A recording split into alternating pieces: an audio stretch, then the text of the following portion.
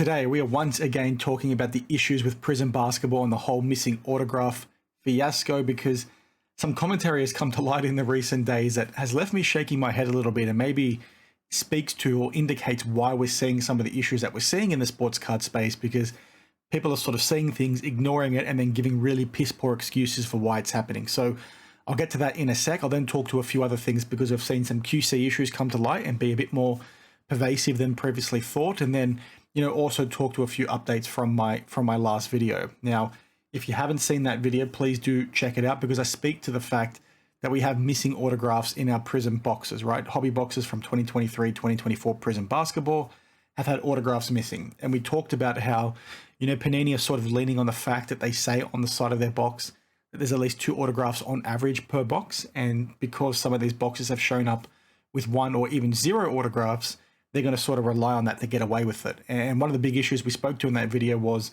we're seeing so many breakers come out and say, we've got 0 autos, we've watched breaks and they've got 0 orders coming out. It seems to be like it's a big issue, and it's reaching the point of, maybe it's not 2 on average, maybe it's closer to 1, maybe it's less than 1. And how we didn't really know where the issue came from. Was it Panini doing this intentionally to spread out the hits across the product and i.e. then sell more product? Or is it actually a QC issue where, the distribution of autos is incorrect?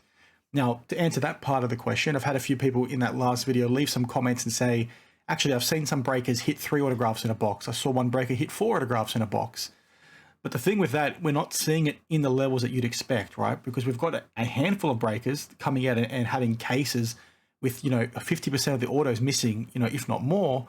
And then we're seeing 1 or 2 breakers get a few extra autos. So, it doesn't look like that's, the missing autos in question. It just looks like it's maybe a bit of the norm.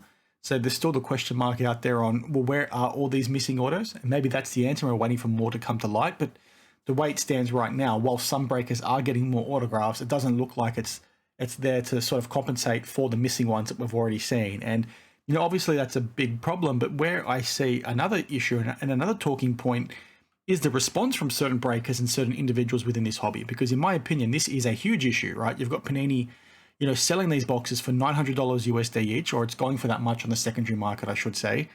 And they've basically shortchanged people, and they don't seem to be communicating anything. Yes, they've gone to a few breakers and given them free boxes and all that sort of stuff, but there's no public statement from them, and it shows they don't care. And that's obviously a huge issue. But where, another issue comes to light, which I think is much worse, is the response from certain breakers, like I just said. Because breakers have come out and said, well, yes, autographs are missing, but people don't buy Prizm for the autographs, right? They buy it for the parallels. They buy it for, the low-numbered gold cards and one-of-ones and all that sort of stuff, which is, absolutely absurd in my opinion. Because whilst the appeal historically for Prizm has been those parallels and the unsigned versions of those cards, the autographs are still sought after by people. And it's not, just the fact that people prefer base cards or the parallels over the autographs. The issue is the fact that Panini is selling something without those things being in the product after telling you that on average they're there, when in reality it doesn't look like they're there. That's the problem. And the fact you've got people trying to justify this behavior from Panini is freaking crazy to me.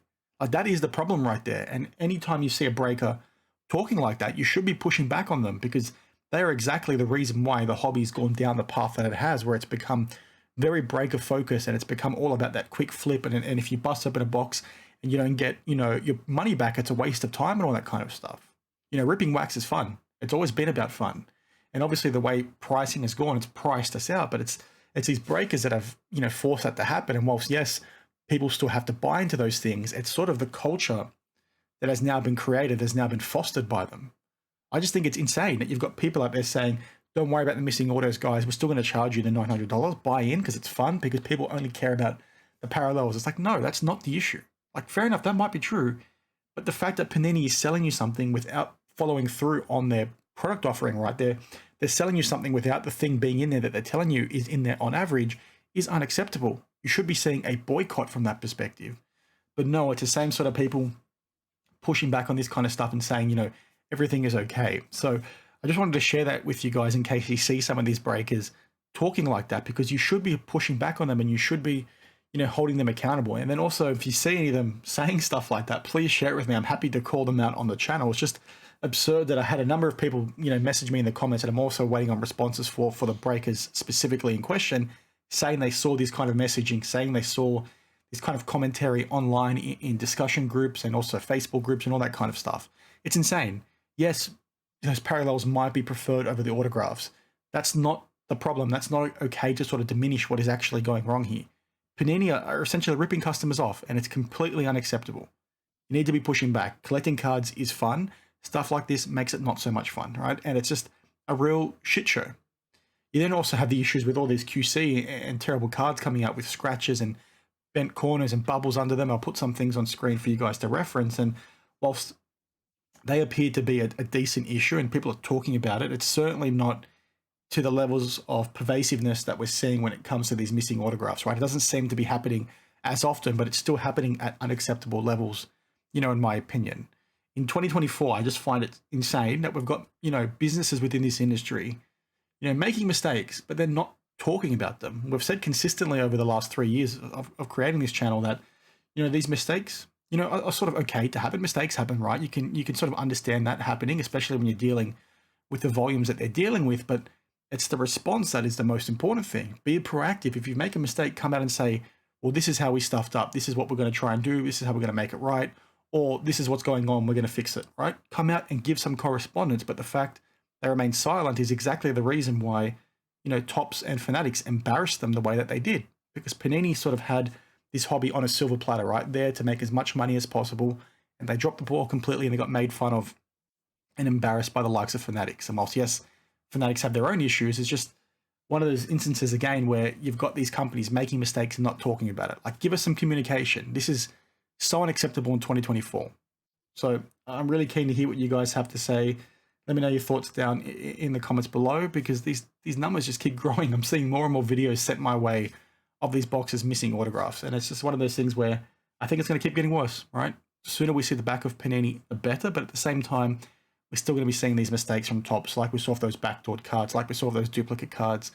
But at least in Topps, you know, instance, for most of these issues, they've been quite transparent and communicated once they were called out. Something like this, we're not going to know. We're not going to know what happened or why it's happening or how they're going to fix it from Panini. So, you know, it sort of is what it is. So in summary, keep updating me regarding these boxes with missing autos, because I want to try and get an understanding of how many are actually out there. But more importantly, if you're seeing people try and justify the fact that they're missing to still pay that money or to still sell it to you as a customer because nobody cares about the autos in Prizm, are fucking idiots and they deserve to be called out, because that's not the point. The problem is Panini are shortchanging people. They're ripping people off.